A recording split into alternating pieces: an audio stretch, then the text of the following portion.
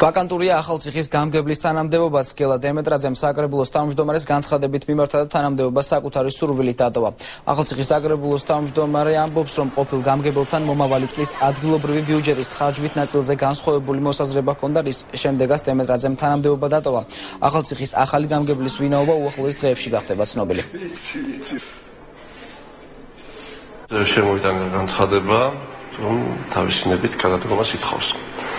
და გამოიწვია ეს იმან, რომ ფაქტიურად გამგების მიერ წარმოდგენილი ბიუჯეტი მომავალ წლის 2013 წლის, რომელიც საკრებულოში იქნება წარმოდგენილი განსახილველად და არ შეესაბამებოდა იმ თვალთახედვას, რაც საკრებულოს ამ შემთხვევაში უпростоრად ხალხს და მისგან გამომდინარე საკრებულოს არჩეულ წევრებს საკრებულოს გააჩნდა.